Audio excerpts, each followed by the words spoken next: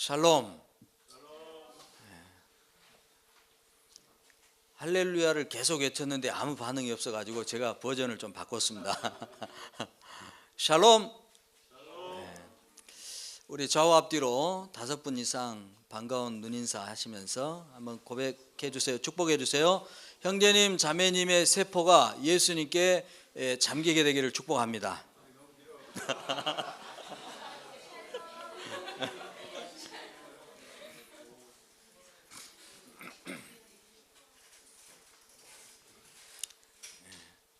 여러분의 세포가 성령의 생수에 완전히 적셔지고 푹 잠기게 되기를 축복합니다. 오늘 첫 표적 물을 포도주로 말씀을 가지고 하나님의 은혜를 또 나누고 또 하나님 우리에게 원하신 바가 무엇인지 같이 살펴보고 싶습니다. 예수 그리스도께서 사역을 시작하시면서 맨 먼저 하신 일이 제자 세우는 일이었죠. 교회의 기초가 될 사람 세우는 데 집중하신 것입니다. 처음에 요한, 안드레, 그리고 그 다음에 베드로, 그 다음에 빌립과 나다나엘이 예수님의 부름을 받고 따르기 시작했죠. 그리고 예수님께서 이 따르는 제자들에게 처음 주신 말씀이 다니엘의 묵시에 기록된 그 인자가 바로 나다 하는 것을 나타내시는 그런 말씀의 이야기를 들려주셨습니다. 인자, the son of man, 그 사람의 아들이란 이런 말은 구약 성경 이곳저곳에서 자주 등장합니다. 하나님께서 선지자를 호칭하실 때도 인자야 이렇게 부르셨죠. 또 선지자가 하나님이 보내신 가브리엘 천사 또 그 외의 천사들을 지칭할 때도 인자 같으니 뭐 이렇게 하기도 했습니다. 그런데 다니엘 7장에서는 이 인자란 말이 하나님의 아들에게 사용되었습니다. 하나님을 그러니까 이 말씀을 이제 좀 분석해 보면 하나님을 그 사람 이렇게 표현한 거죠. 그리고 그 하나님의 아들을 그 사람의 아들, 그러니까 대문자를 쓴 거죠. The Son of Man. 하나님이 사람의 원형이십니다. 그래서 하나님을 향해 그 사람 이렇게 표현한 거죠. 사람은 하나님의 형상이 맞습니다. 유대 신학에서 그 인자는 만물의 창조주죠. 하늘과 땅을 총괄하는 영원한 나라의 임금입니다. 세상 죄를 지고 가는 하나님의 어린 양으로서 자기 백성을 죄에서 구원할 구세주죠. 그래서 하나님의 고난받는 종입니다. 그리고 이 죽음의 고난을 통해 세상의 악을 종결시키고 새 시대를 열 심판주, 인자라는 그 개념 속에 담겨진 유대 신학의 이야기가 이렇게 되죠. 그러니까 인자라는 단어 하나에 예수 그리스도의 정치성과 미션이 부족함이 없이 다 들어가 있는 셈입니다. 그러므로 인자의 의미가 우리 속에서 완전히 소화가 되고 또 우리 안에서 재생될 수 있을 때까지 음미하고 묵상해야 될 필요가 있는 것입니다. 우리 몸의 세포 하나하나가 그 진리에 잠길 수 있게 되기를 축복합니다. 축복합니다. 예수 그리스도께서는 제대로 이걸 알아들었을 리가 없는 이 제자들에게 이 이야기가 참되다는 것이 곧 입증될 것이다 이렇게 강조하셨죠. 하늘이 열리고 인자 위에 하나님의 사자들이 오르락 내리락 하는 것을 보게 될 것이다 라고 말씀하시는 그 의미가 그렇습니다. 그리고 오늘 본문은 예수님께서 말씀하신 그로부터 사흘째 되던 날 이렇게 시작되는 거예요. 갈릴리 가나에 혼인잔치가 열렸습니다. 예수님께서 초대를 받으셨고 어머니 마리아는 벌써 그곳에 가서 혼례 준비를 돕고 있습니다. 예수님은 베다니에서 출발하셨어요. 저도 오늘은 또 좀 이렇게 저는 별거 아닙니다. 민화백께서 이렇게 그림을 너무 잘 그리시는데 제가 제일 못하는 게 그림 그리는 겁니다. 그래서 저는 할 수 없이 인쇄 프린트를 이렇게 해왔습니다. 예수님이 지금 1장에서 베다니에서 요한에게 세례 받으시고 초기 제자들을 세우시는 일을 베다니에서 하셨어요. 그러니까 어떤 중요한 절기 때죠. 그리고 베다니에서 초대를 받으셔가지고 가나에 가시는 것입니다. 이게 사흘길이에요. 사흘길. 그러니까 어머니는 마리아는 나사렛, 가나 바로 밑에 나사렛에 계셨죠. 그래서 초대를 받았는데 마리아는 곧장 가나로 갔고 예수님은 소식 듣고 제자들과 함께 가나까지 갔는데 이제 사흘길이었다는 것이죠.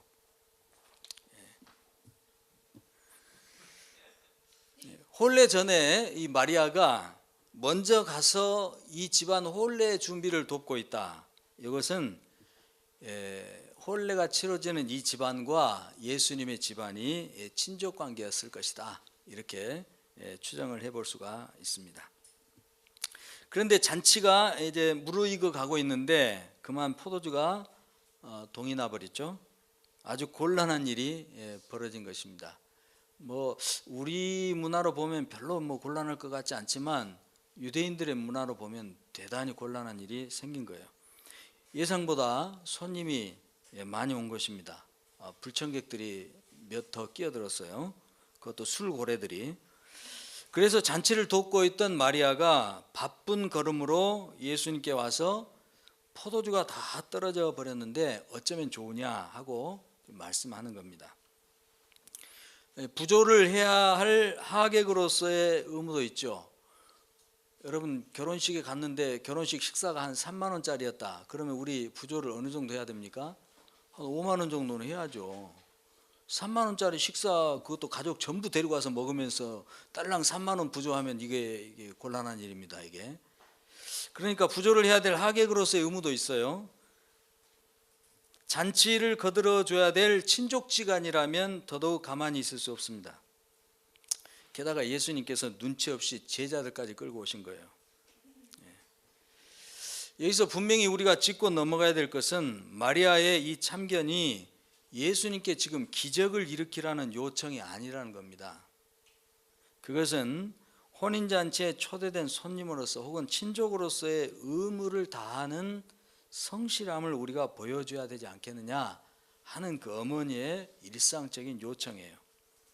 그것도 객을 더 데리고 왔으니까 뭔가 상응한 행동을 취하는 것이 마땅한 도리가 아니겠느냐 하는 어머니로서 할 만한 은사죠.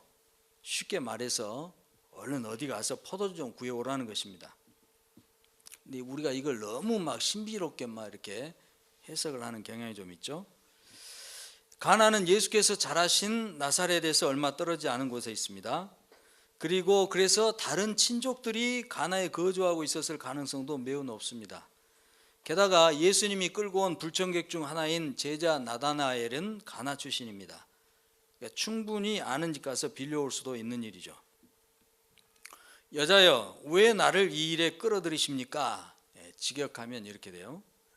여자여란 이 호칭과 함께 예수님께서 어머니 마리아에게 왜 나를 이 일에 끌어들이십니까? 하는 이 말씀의 투는 대단히 개인적이고 또 친밀하고 애정어린 표현입니다. 그러니까 마리아하고 예수님하고 되게 지금 다정하게 애정 넘치는 지금 대화를 하고 있는 거예요. 이렇게 지방 사투리를 좀 쓰면 엄니 또는 어무이 뭐 예를 들면 여자여 어머니 불청객 몇 사람 더 데리고 왔다고 왜 그렇게 눈치를 주시는 거예요? 뭐 이런 뉘앙스도 담겨 있을 수 있습니다. 여자애란 호칭이 당시 유대 문화에서 사용되는 예가 그래요. 이게 뭐 잘 모르는 분들이 아무리 예수님이라고 엄마한테 여자애가 뭐냐 이게 버르장머리 없이 뭐 이런 사람들 많죠. 근데 유대 문화에서 여자애는 그 대단히 아내나 자기 어머니나 자기가 굉장히 그 가까운 관계에 있는 여자를 부를 때 아주 다정하게 부를 때 보통 여자여 이렇게 하는 것이라는 거예요. 그런데 돌발 상황이 발생합니다. 여기에서 예수님께서 아무도 알아듣지 못할 아주 생뚱맞은 말씀을 하시는 거예요. 그게 뭐냐면 내 때가 아직 이르지 아니하였나이다, 이 말씀이에요. 내 때가 아직 이르지 아니하였나이다. 그때 그 자리에서 이 말씀을 진지하게 귀담아 들은 사람이 있었을까 생각을 해보니까 아무도 없었을 것 같아요. 아무도 귀담아 듣지 않았습니다. 그리고 설령 귀담아 들었다 할지라도 도대체 지금 예수님이 이 말씀이 무슨 말씀인지 알아듣는 사람이 아무도 없었어요. 우리도 그래서 오늘 본문 너무나 설교를 많이 들었지만 해석하기가 쉽지가 않은 부분이에요. 왜냐하면 때가 이르지 않았다고 말씀하시면서 이 일에 별로 관여하지 않을 것 같은 분위기는 예수님 보이셨고, 그런데 기적은 또 기적대로 일으키셨단 말입니다. 또 예수님께서 시키시는 대로 하라고 명한 마리아의 명령도 이 지금 이야기 속에서 우리가 해석하기 참 어렵게 다가오는 그런 부분이에요. 그런데 예수님의 이 생뚱맞은 그 말씀의 포인트는 때가 아직 이르지 않았다는 부분에 있는 것이 아닙니다. 때가 아직 이르지 않았다, 여기에 지금 무게중심이 있는 게 아니고, 예수님께서 지금 혼인잔치에서 포도주가 떨어진 그 상황과 자신의 때를 연관 지으셨다는 것이 이 이야기의 초점이에요. 왜 예수님은 혼인잔치에서 포도주가 떨어진 이 상황과 자신의 때라고 하는 그 때를 연관 지으신 것일까? 아무튼 마리아는 육신의 부모님을 잘 공경했던 예수님의 성품을 잘 알고 있었죠. 그래서 어머니의 말씀을 절대로 그냥 흘려들을 아들이 아니란 걸 안 것입니다. 그래서 어떻게든지 이 문제를 도와줄 것으로 믿고 하인들에게 너에게 무슨 말씀을 하시든지 그대로 하라, 이렇게 이야기한 것이죠. 예수님께서 무슨 기적을 일으키실 것을 이 마리아가 미리 알고서 혹시 예수께서 기적을 일으키려고 기상천외한 말씀을 하시더라도 놀라지 말고 그대로 하라, 그런 류의 말이 아니라는 것입니다. 적어도 마리아는 지금까지 마리아 역시 예수께서 초자연적인 능력을 행하시는 것을 본 적이 없는 사람 중에 한 사람이에요. 예수님은 이제 의미심장한 눈빛으로 제자들을 한번 둘러보시고, 또 거기에 있는 유대인들이 결례를 행할 때 쓰는 돌 항아리 6개 있는 것을 보셨습니다. 돌 항아리의 그 용적은 20에서 30갤론,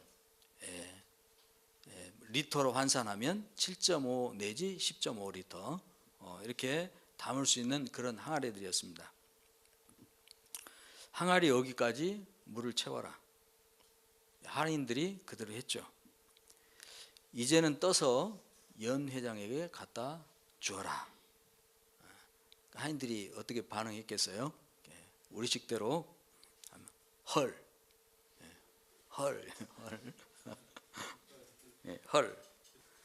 아니, 손 씻고 발 씻는 물을 갖다 주라고? 근데 아무튼 마리아가 너에게 무슨 말씀을 하시든지 그대로 하라고 명을 해놨기 때문에 하인들은 명대로 갖다 주었습니다. 그런데 이상한 일이 벌어진 거죠. 최고급 포도주가 나온 겁니다. 칭찬은 누가 받았습니까? 아무 영문도 모르는 신랑이 다 받았어요. 칭찬은. 우리 형제 자매님들이 직장에서, 사업장에서, 이웃에서 살아갈 때 아무 영문도 모른 채 직장 동료들이 칭찬받는 일들이 많게 되기를 축복합니다. 아무 영문도 모르는 회사 사장님이 일이 잘 돼가지고 덩실덩실하는 일들이 있게 되기를 축복합니다. 아무 영문도 모르는 이웃들이 우리 형제님 자매님 때문에, 우리 때문에, 교회 때문에 일이 잘 풀려서 사람들에게 좋은 소리 듣고 행복한 그런 일들이 많이 있게 되기를 축복합니다. 이 사건은 물이 포도주가 됐네? 우와, 신기하다. 문제가 해결됐구나. 너무 잘 됐다. 우리에게도 이런 기적이 좀 일어나면 좋겠네. 이게 주제가 아니에요. 이 사건은 예수께서 유대인의 결례에 쓰는 돌 항아리와 물을 사용해 가지고 포도주를 만드셨는데 그것도 최상품 포도주죠. 11절에서는 예수님께서 이 첫 표적을 갈릴리 가나, 아프리카 가나가 아니라 갈릴리 가나에서 행해서 그 영광을 나타내셨다 이렇게 되어 있습니다. 그러니까 이 사건의 핵심은 와 기적이 일어났다 이게 아니고 예수님께서 자신의 영광을 나타내신 것에 이 말씀의 핵심이 있는 거예요. 아무런 중간 과정 없이 물이 순간적으로 포도주가 될 수 있습니까? 순식간에 이 물이 얼음이 됐다거나 수증기가 됐다거나 하는 그런 물리적 변화도 있을 수 없는 일이에요. 에너지 보존의 법칙에 위배됩니다. 그런데 물이 포도주가 되었다는 화학적 변화는 더더욱 말도 안 되는 것이죠. 그런데 그런 일이 일어났어요. 그러니까 이 사건은 지금 무엇인가를 의도적으로 나타내려고 하는 단순한 기적이 아니라 무언가를 의도적으로 나타내려고 하는 표적이라는 사인이란 거예요. 예수님께서 초자연적인 창조의 능력을 가지고 계신 분이라는 것을 데몬스트레이션, 시위하는 표적입니다. 사흘 전에 말씀하셨던 것, 하나님의 사자들이 인자 위에 오르락내리락 하는 것을 너희가 보게 될 것이다. 내가 인자다. 그것을 내가 입증하겠다. 사흘 만에 그것을 입증하는 사인인 거예요. 에너지 보존의 법칙이 무시되어 버렸습니다. 현 세상을 지배하고 있는 질서가 무시되고 예수님께서 창조적인 능력으로 전혀 새로운 것을 만들어 버리신 거예요. 이런 일은 예수님께서 일으키실 수 있는 다반사 가운데 하나에 불과하죠. 유대인의 결례, 그 결례에 쓰는 돌 항아리, 이것은 유대인의 율법 체계라고 하는 옛 질서, 올드 버전입니다. 예수께서 만드신 포도주는 올드 버전을 거부한 새 질서, 뉴 버전이죠.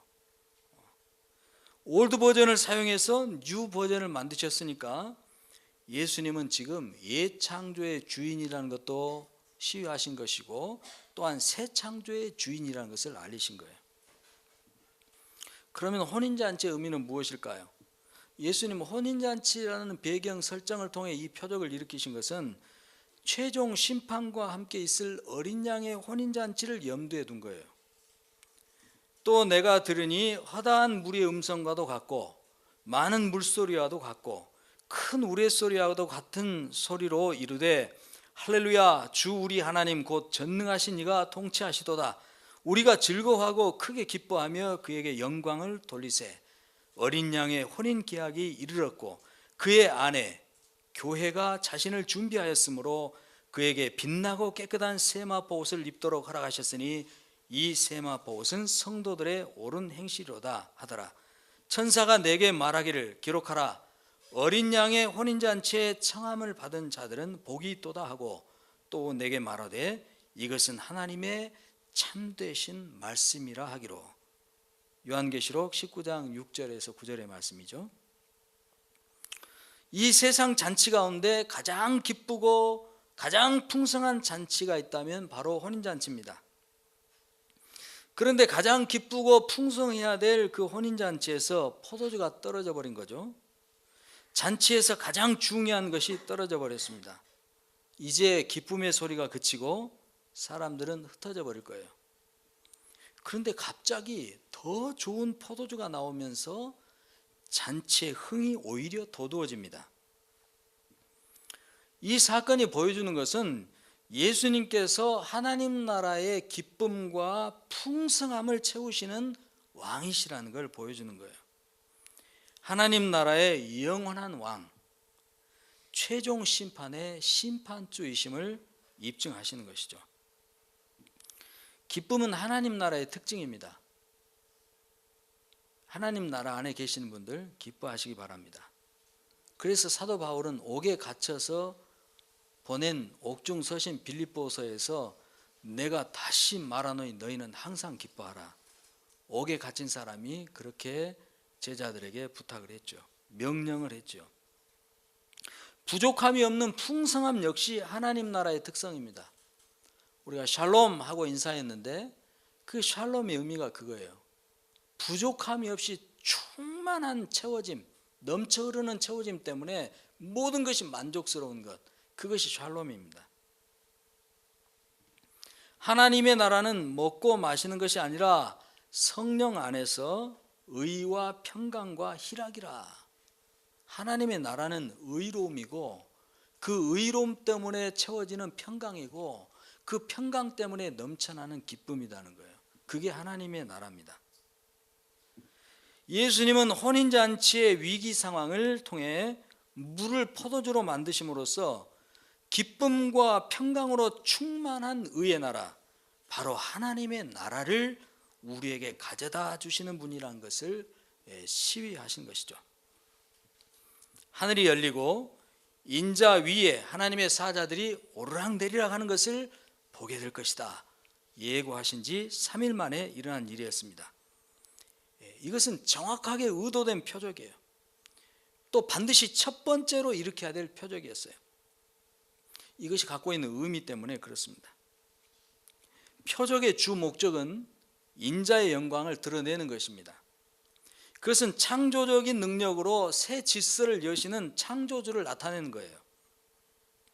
그것은 지금 이 땅에 의와 평강과 기쁨으로 충만한 하나님의 나라를 말로만이 아니라 실제로 가져다 주시는 구세주, 그리고 영원한 왕이신 그리스도를 나타내는 거예요.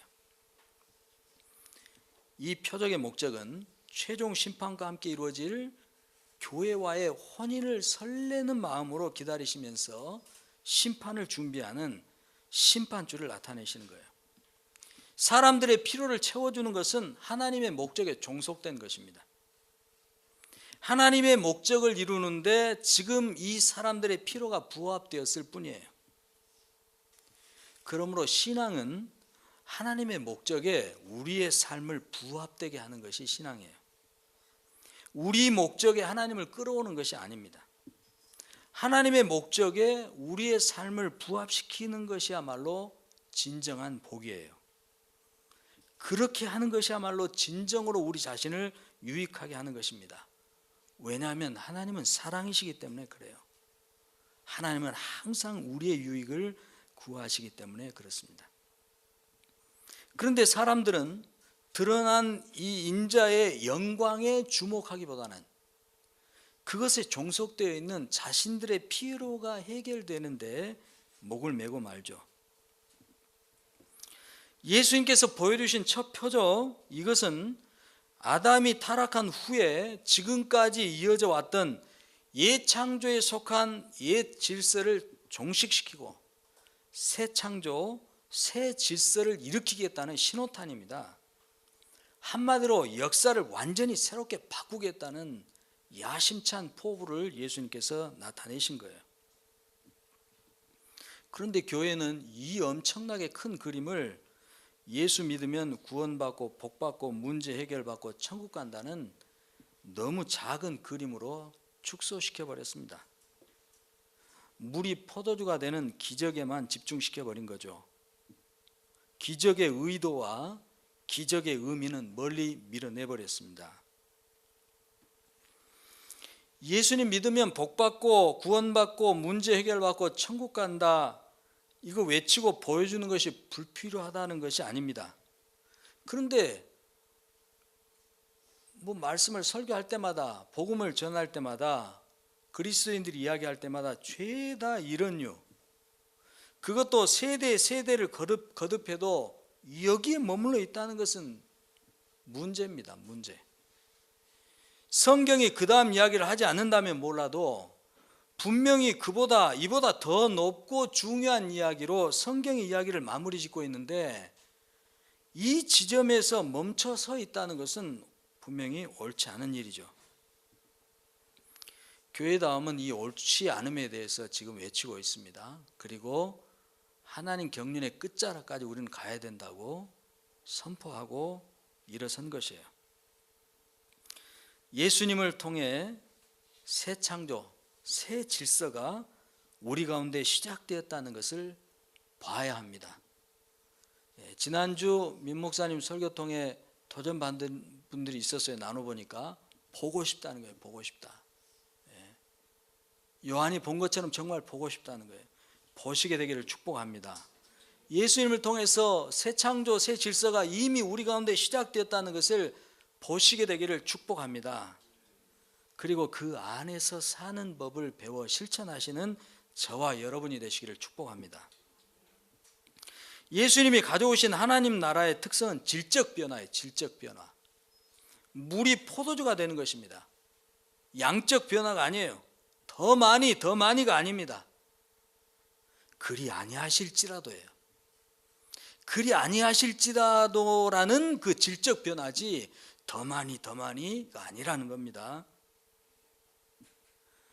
물이 포도주 되는 것처럼 질적인 변화, 하나님의 나라가 옴으로써 당연히 이루어질 수밖에 없는 그 새로움이 내 삶에 있으려면 성경이 말씀하고 있는 대로 좀 봐야 합니다. 내가 이렇게 내 식대로 이렇게 틀어가지고 받아들이면 안 되고 말씀이 말씀하고 있는 바대로 좀 보려고 우리는 노력을 해야 돼요. 객관화가 바르게 되고 난 다음에 주관화를 시켜야 되는데 성경이 말씀하는 것을 객관적으로 잘 살펴보지 않은 채 감동받았다고 그대로 그냥 자기 것으로 취해버리니까 문제가 많이 생기는 거예요. 하나님의 목적에 집중해야 됩니다. 내 목적에 집중하는 것이 아니에요, 신앙은.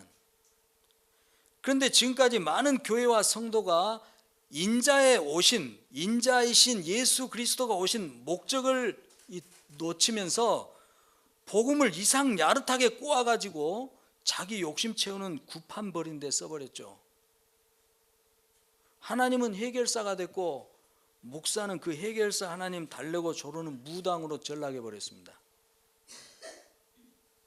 가끔가다 성도님들이 제게 무당 역할을 요구하실 때가 있어요. 그때 차마 말은 않지만 속이 되게 안 좋습니다. 참된 회개 열매는 없고 싸구려 은혜만 난무하는 거예요. 이건 저질 신앙입니다. 이 중심의 생각은 무속과 별반 차이가 없어요. 고린도후서 5장 17절 보면 그런즉 누구든지 그리스도 안에 있으면 새로운 피조물이라 이전 것은 지나갔으니 보라 새 것이 되었도다 라고 기록되어 있습니다. 예수 그리스도 안에서 돌 항아리에 물 같은 그 이전 것, 이것이 지나가 버렸어요. 눈에 보이는 지금 이 세상에서 활개치는 영적 세력들, 그리고 이 세상에 그것들이 만들어내는 이 세상의 가치체계들은 끝장나 버렸다는 거예요. 이제까지는 세상을 좌지우지하면서 지들 마음대로 조정했죠. 다 거기에 꼼짝 없었습니다. 그런데 이제는 그것들이 진정으로 거듭난 그리스도인들에게는 이제는 아무 효력도 발휘하지 못해요. 여러분, 우리가 진정한 그리스도인이라면 이 하늘과 이 하늘에 있는 이 정사들, 권세들, 이 영적 세력들이 이 세상을 좌지우지 조정하면서 벌려왔던 이것들이 만들어왔던 모든 세상 가치들 더 이상 우리에게 아무런 효력을 발휘할 수가 없습니다. 예수님의 죽음과 부활 때문에 진짜로 끝장나 버렸기 때문이죠. 이전 것은 지나갔으니 보라 새 것이 되었도다. 새 것을 볼 수 있어야 합니다. 진짜로 이 말씀이 내게 이루어져 있는지 철저하게 확인하고 또 확인해야 합니다. 오직 이 한 가지로 나를 볼 수 있어야 합니다.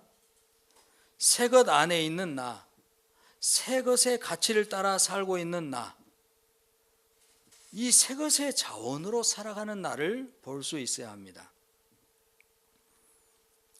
성령의 도우심으로 이것이 깨달아지고 믿어진다면 우리는 새 창조, 새 질서의 가치체계를 따라 살 수 있게 됩니다. 이건 자연스러운 일이에요. 더 이상 옛 창조, 옛 질서, 눈에 보이는 이 세상의 가치체계로 자신을 얽어매지 않게 됩니다. 그래서 예수님께서 진리를 알지니 진리가 너희를 자유케 하리라. 주의 영이 임한 곳에는 자유함이 있느니라. 자유는 내가 하고 싶은 대로 하는 것을 말하는 게 아니에요. 이 거짓 체결의 어떤 것에도 얽매이지 않은 것이 자유예요. 거짓은 우리를 조종하거든요. 사랑하는 우리 형제 자매 여러분, 우리 예수 믿으면 구원받고 복받고 문제 해결받고 천국 간다는 과정은 이제 졸업했으면 좋겠습니다. 그래서 히브리서 6장에 이런 말씀이 있어요. 그러므로 우리가 그리스도의 도의 초보를 버리고 죽은 행실을 회개함과 하나님께 대한 신앙과 세례들과 안수와 죽은 자의 부활과 영원한 심판에 관한 교훈의 틀을 다시 닦지 말고 완전한 대로 나아갈지니라. 죽은 행실을 회개라는 거, 하나님께 대한 신앙, 믿음의 이야기, 세례, 안수, 부활, 심판, 다 믿음의 초보라는 거예요. 초보. 이제는 이 초보를 또 다시 닦지 말고 완전한 대로 나가라. 이렇게 지금 히브리서 기자가 교회에게 촉구하는 것입니다. 교회다움 우리 성도 여러분, 완전한 대로 나아가는 저와 여러분 되시기를 축복합니다. 교회다운 교회를 이루어 갑시다. 그래서 교회를 통해 이루시고자 하는 그 하나님의 경륜의 비밀을 우리가 실현시켜 나갑시다. 이는 이제 교회로 말미암아 하늘에 있는 통치자들과 권세들에게 하나님의 각종 지혜를 알게 하려 하심이니, 교회를 통해서, 우리들을 통해서 하늘에 있는 영적 세력들에게 하나님의 지혜가 어떤 것인가를 유감없이 보여주겠다 하나님께서. 이게 지금 경륜의 비밀 끝자락이거든요. 곧 영원부터 우리 주 그리스도 안에서 예정하신 뜻대로 하신 것이라. 교회는 그의 몸이니 만물 안에서 만물을 충만하게 하시는 이의 충만함이니라. 신앙은 질적 변화입니다. 예수 믿어서 더 부자 되는 거, 그게 신앙 아니에요. 더 부자 될 수도 있죠. 신앙의 본질이 그것이 아니라는 겁니다. 하나님의 목적에 자신의 삶을 부합시키는 것, 이것이 신앙입니다. 우리의 바른 신앙, 그것은 예수님께서 이미 이루셔서 우리에게 주신, 예수님의 부활을 통해 이미 우리 가운데 시작된 그 새 창조 안에서 지금 운행되고 있는 새 질서, 그것을 알고 그 안에서 살아가면서 그것을 세상에게 알려주는 것, 이것이 바른 신앙이죠. 요한은 앞으로 계속해서 이것을 우리에게 증언하고 우리에게 믿음의 행동을 촉구할 것입니다.